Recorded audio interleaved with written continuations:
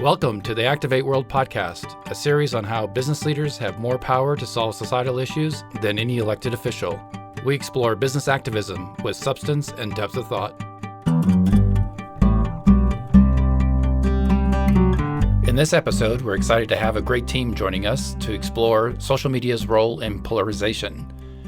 Our guests are the authors of a research paper entitled Me, My Echo Chamber, and I, Introspection on Social Media Polarization. We welcome the research team here from MIT Labs. For each of the three, introduce yourselves, tell us a little bit about your background and your role in the research. Sure, I can start.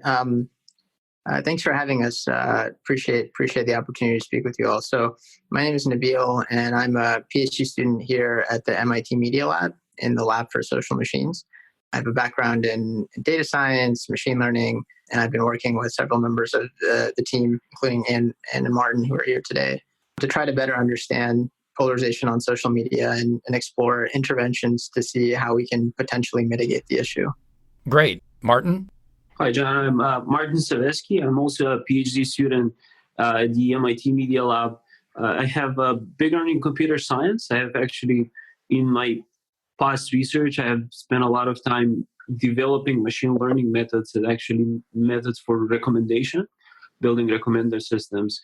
But since I moved to the lab, I got very interested in how those systems actually influence people's behavior online and in general, how people connect with each other on social media, which is what started my interest in the work that sort of led to this project and looking at polarization online, especially during the election. Okay, great. Ann? Hi, John. I'm Ann. Also, I was a student at the Lab for Social Machines with Martin and Nabil. I just finished the master's program, and my background is in software engineering, and I'm pretty new to machine learning, but this project was sort of a fun introduction to ways to apply some of the methods we've developed in the lab. So what sparked this interest in social media polarization? So I can start, and then Ann, Martin, please jump in. So our lab had been working on this project called the Electome, which was basically an attempt to kind of monitor the public discussion about the 2016 U.S. presidential election as it unfolded on Twitter. And so the project started with kind of mapping the topics that are being discussed, getting a sense of what's the kind of relative share of conversation on Twitter that guns versus immigration versus some of these other issues occupy. And pretty soon after that, once we kind of started mapping the topics, we pretty soon went to actually mapping the social networks of people who are doing the talking. And in particular, we started to look at how do people who are discussing politics, and in particular the election on Twitter, how are they actually connected to each other? Who follows who? And how do those connections kind of differ according to the candidates they support or sort of the political parties that they're affiliated with? And as you can imagine, what we found was the political discourse landscape on Twitter and social media was highly polarized. And this is something that several other researchers and other folks have been talking about for a while. But as we started to kind of look at these social graphs where you have a lot of Trump supporters who are primarily connected to other Trump supporters, Clinton supporters who are really mostly connected to other Clinton supporters and not really talking to Trump supporters, and even kind of Sanders supporters there in the mix talking amongst themselves and very little to people outside of their own political tribe. A natural question we had was, is there anything that we can potentially do? Is there any way that we can intervene to see if we can sort of chip away at this issue? It's obviously a big problem, and I don't think any of us thinks that we kind of have the silver bullet, but is there any way that we can use software and some of these same tools that might have created or intensified these divides to see if we can bridge them in some way? And so one hypothesis we had, and there's kind of a family of interventions we've tried, and Martin's been working on another one that we could chat about as well. But this one in particular, for this paper, one hypothesis we had was, hey, as researchers, we're able to build these social networks and analyze data and really have this bird's eye view on how polarized the social media, social landscape really is. And one question we had was, what if we actually give people that view, right? What if we could somehow pull people out of their very local experience of social media, where when you're on Twitter, you really only have a view of what your immediate connections are sharing with you. But if we could sort of zoom you out and give you a different perspective on kind of the space you occupy in this broader social media universe, and in particular, how kind of tight that echo chamber that you exist in is, right? Like how you really live in a very small part of the network. Could that affect, one, your beliefs about who you're connected to, how homogenous the information you consume really is, and then two, possibly even motivate you to try to get out of your echo chamber, to start to try to follow people who do follow different or share different perspectives and have different political opinions. And so that was some of the motivation behind this particular study. Yes, that is right. Yes. In your research, you focused only on Twitter, correct? Primarily on Twitter, yes. We have now recently started looking at other sources like talk radio, but that's still in early stages. But this project in particular was mainly focused on news published about the election on news websites, news outlets, and Twitter, and how the two intersect. As you dug in to start this research, how did you structure it and set up those experiments around social media polarization? Yeah, so actually that was one of the more challenging components of the experiment was, basically reaching out to people so that they would actually use the tool. So I don't know if you've had a chance to explore it or not, but it's the tool basically is designed for people who we sort of identified over the summer as being active participants in the social media discussions surrounding the 2016 election. Mm-hmm. And so if you weren't part of that cohort of individuals, then we had to kind of design a separate experience for you. So we really wanted to target the people who we already identified. And so in order to do that, we simply direct messaged people on Twitter. Yeah, which was it was successful in some cases.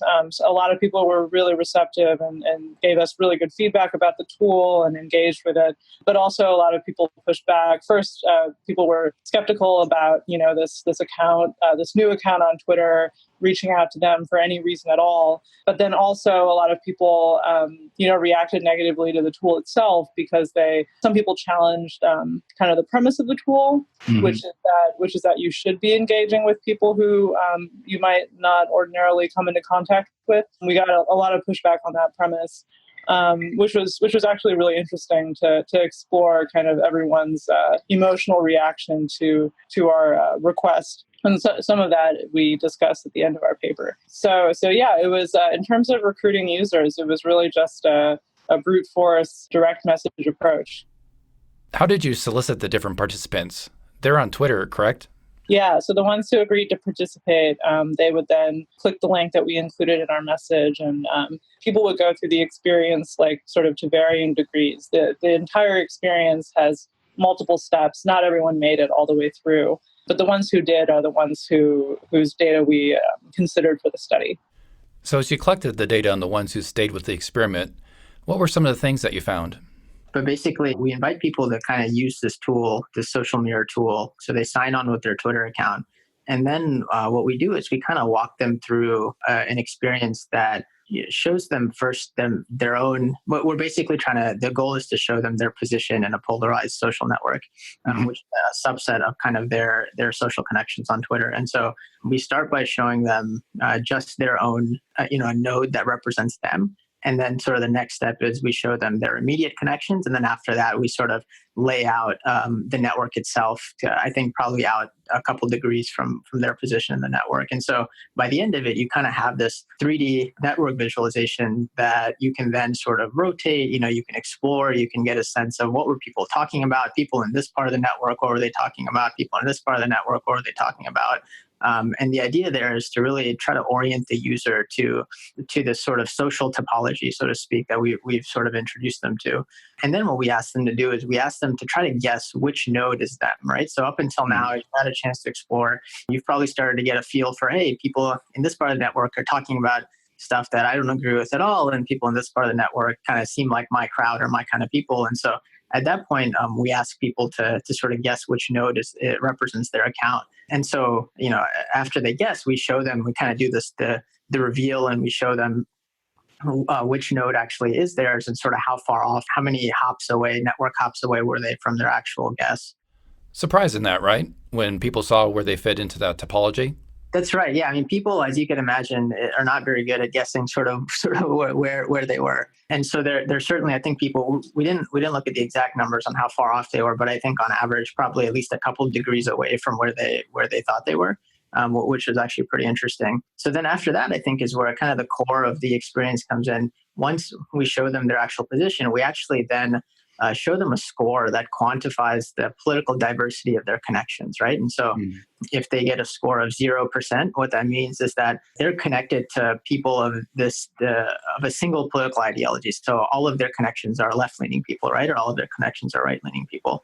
And a score of 100% means that they actually have a pretty good balance of left and right connections in their neighborhood. So for some people, that's kind of where the experience ends. And we'll talk about sort of and then we do like a post-test and talk about some of the results. For another set of people, we add this additional step where we then actually made suggestions for accounts that they can follow if they want to increase the diversity of their connections, right? And so the idea is we're trying to nudge people into basically changing their Twitter graph, right? Deciding to follow people that might introduce new perspectives or opinions into their social media diets. And so for some people, we actually make those suggestions. And then after that, we sort of observe what effect that has on the diversity of their network connections moving forward. Was there a median where most people fell, either having a pretty diverse network or not a diverse network at all? Yeah, that's a good question. I mean, the median was definitely not 50%. So the median was much lower, which basically means that most people's connections were pretty homogenous. When you made suggestions, the people that would make their network more diverse, what was the reaction to that?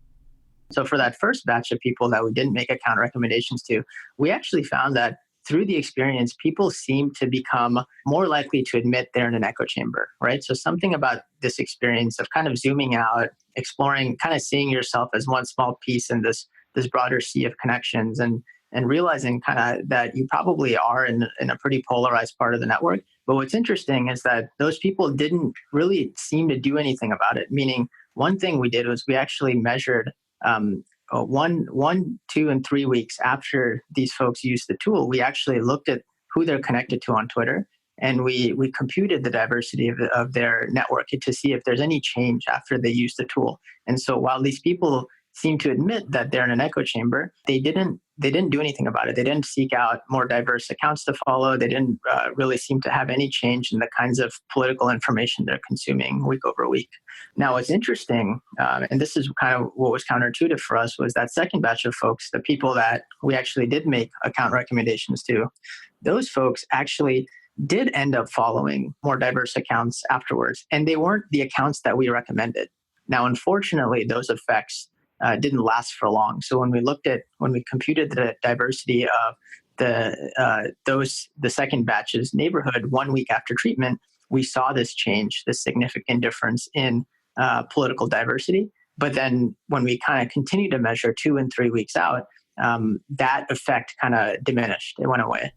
So as you look at the midterm election coming up, is there a way to keep that nudge in place or sustain that diversity of views? Yeah, we're all stumped. We've talked a lot about, is the goal to kind of change people's minds or attitudes? And we've always kind of arrived at that's not the goal. We're not trying to manipulate people. We're not trying to brainwash people with these interventions. I think with Social Mirror, a goal was definitely exposure to diversity, but also kind of an exposure to your own behaviors, right? Sort of this like self-reflective, kind of self-educated process of learning more about what you do consume.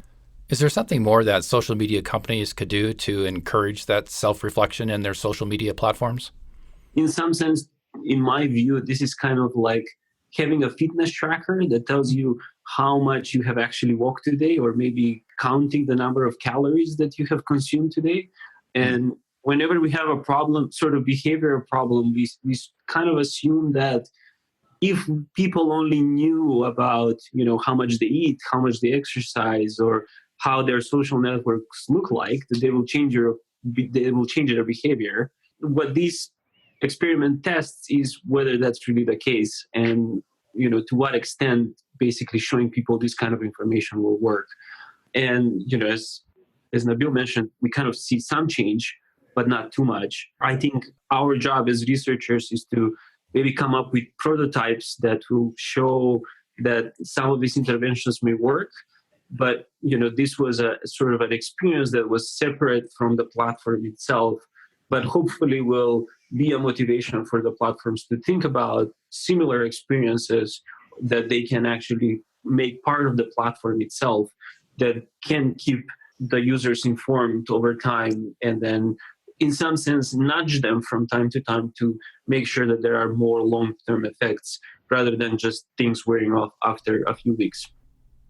If I want to get more reflective about who I'm following, is Social Mirror available to me to tap into and use? The website is socialmirror.media.mit.edu.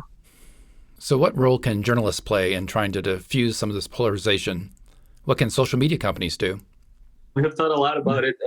I would say, one thing that we have been thinking a lot about is polarization good or bad? And somehow your question, it seemed like it's something we have to mitigate, right?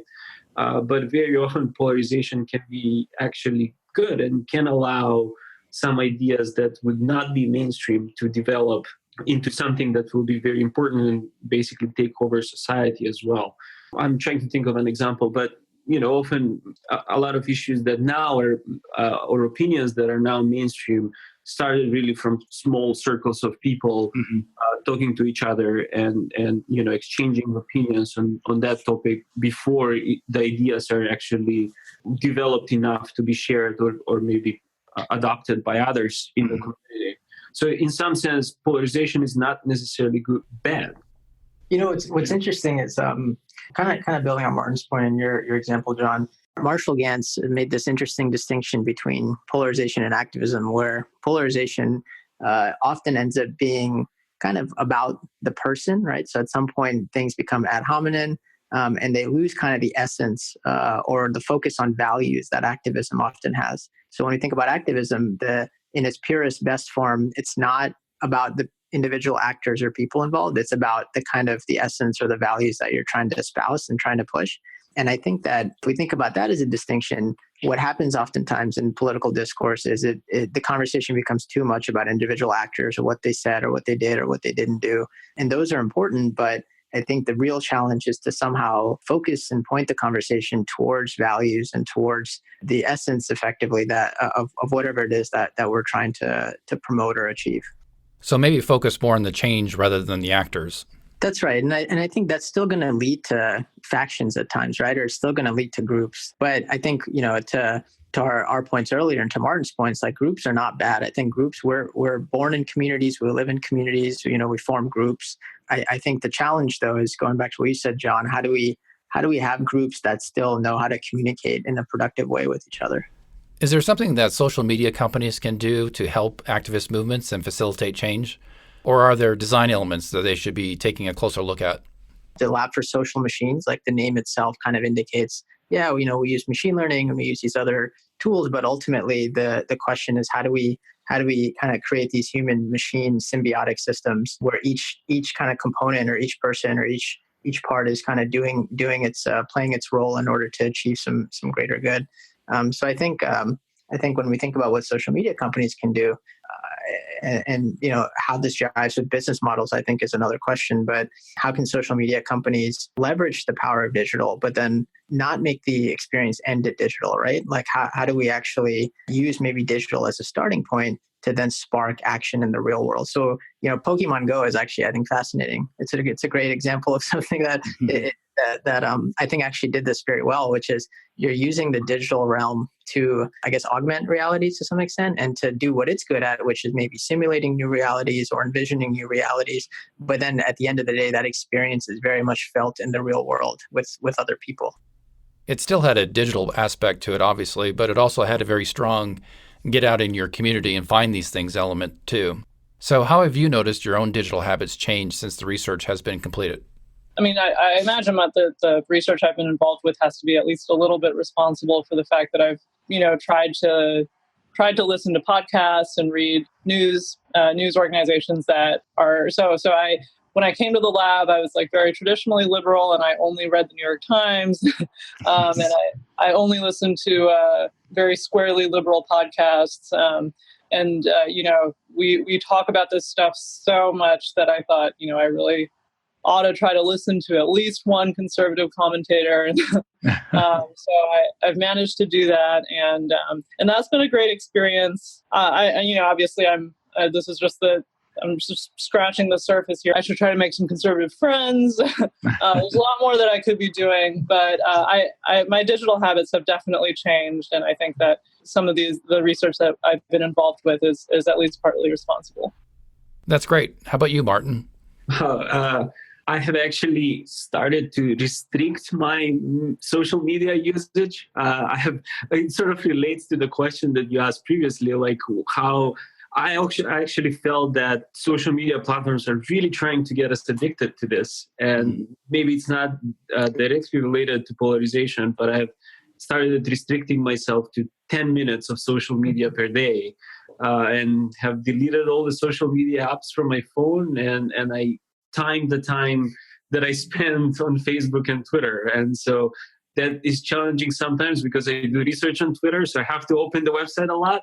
Right. And that counts from my time. But that has been one effect. But beyond that, I think actually these few projects that we did in the area really made me reflect myself about the choice of people and organizations that I have decided to follow, and actually how that sort of I have my small mini world that I get information from, and being able to see this from sort of more higher level helped me realize that actually, there is a lot out there that I'm not even aware of. And so at least made me a little bit more humble and more and challenged a little bit my views, because I think I'm sort of operating under different set of different information basically, and I'm drawing my conclusions from a very curated set of sources. I think one thing that just looking at some of these homogeneous networks has made me do is also just question the homogeneity of my own social networks, and not just online, but even in the real world, to the point of when I'm in a certain setting, like I think it's nice if I am able to remember, hey, like everything that I'm seeing is like one small part of everything I could be seeing, right? There's a lot of other stuff that's out there, and there's also a lot of groups of people and types of connections that are out there that I know that I'm not experiencing right now because I'm in my own cocoon. What's your best advice for citizens as we get more into this election season? Like, I guess just even when I feel like I'm right or I completely understand something, just maybe try to hedge that a little bit, or just keep this healthy skepticism or doubt in my mind. Because I think that question of, hey, what if I'm wrong? Or like, what if I really don't understand this issue or this candidate or this person as well as I think I do? I think that oftentimes leads us to the kinds of information seeking and exploration that and I guess humility in its best form that could be productive in these settings. I would say if I was to summarize that in one sentence, I would say if you disagree with someone or some views or issues, try to understand why the people who hold the opposite opinion, why did they hold it? Why is it that you disagree, and where are they coming from? I think that helps a lot. Someone told me once that when someone convinces you that you're wrong, it means that you learned something. And I felt after I heard that I thought it might be. I thought it was sort of a nice way to think about being proven wrong, I guess. Well, I really appreciate your time. The research that you've done is sparking good conversation, I hope. I know this conversation here has been very helpful for me as I think through this as well. Thank you so much for having us. Yeah, thanks so much.